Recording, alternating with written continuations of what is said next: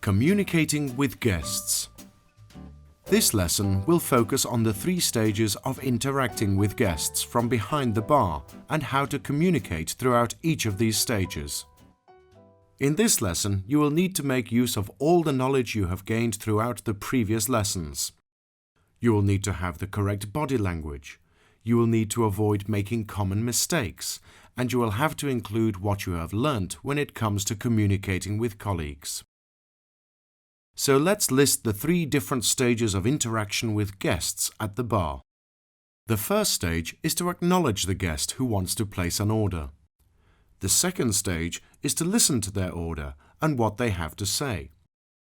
The third and final stage is to then answer them and present their drink when giving it to them. Let's learn about acknowledging the guest. The very first thing that will take place between you and a guest is when they approach you and want to place an order with you. At this point, you need to acknowledge them, which means letting them know that you've seen them. This can happen in 2 different circumstances. Firstly, when the bar is incredibly busy. When this is the case, lots of guests will be trying to get your attention, and you will be incredibly busy. In this kind of situation, you need to do your best to acknowledge your guests without stopping what you're doing. If you are quite a distance from the guest who is trying to get your attention, simply smile and nod, letting them know that you've noticed them and showing that you will get to them soon. If you are closer to them, you can smile and say something like, "I will be with you very shortly, sir." Probably the biggest challenge of a busy bar is remembering who should be served when. The golden rule is that whichever guest arrives first needs to be served first. Whoever arrives second then needs to be served second, and so on, just like in a queue. Do your best to remember who needs to be served if service is busy. Now let's look at when the bar is quiet. In this situation, when the guest either arrives at the bar or calls for you, make sure you go over to them and greet them. Something like, "Good afternoon, Mum. What can I help you with today?" is absolutely perfect. This way, they know that you are giving them your undivided attention and that they can then place their order with you.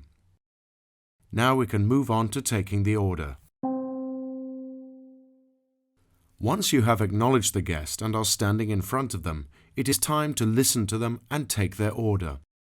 This is the most important part of communicating with your guests, as they are here to get a drink from you, and if you don't listen properly, you will get their order wrong. When taking orders for certain drinks, you'll need specific information to make it to the guest's preference. Think of a cocktail, for example. Some cocktails can either be shaken or stirred, depending on the guest's preference. If you don't listen to the guests when they are placing their order, you won't know how to prepare it or which questions to ask. Take a few seconds to write down what your body language needs to be like when taking a guest's order. A. You need to have an upright posture.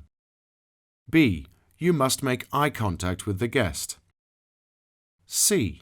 You must smile and be happy to help them. And lastly, D. Remember to not point with your finger, but to motion with your hands if necessary. Let's finish off by looking at answering the guest. Once the guest has placed their order with you, you need to then answer them and always use their name if you know it. Using the guest's name is one of the most important things you can do when interacting with them.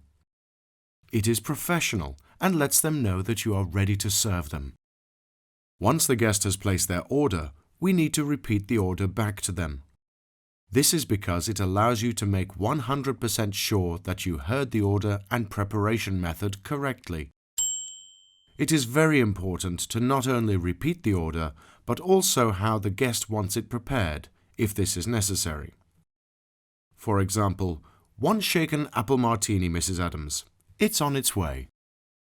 If you don't have the necessary ingredients to prepare the drink, have run out of stock, or your establishment doesn't serve what the guest is looking for, you will need to tell the guest politely, along with making a suggestion for something that is similar to what they ordered. An example would be, "I'm very sorry, Mr. Jones, but unfortunately we don't stock Heineken beer. May I offer you an ice-cold Peroni instead?" Finally, when you are finished preparing the drink and are going to give it to the guest, make sure that you present it to them by telling them what it is and how it was prepared, if this is necessary. For example, your refreshing shaken apple martini, Mrs. Adams. Enjoy it. Well done on completing this lesson on communicating with guests.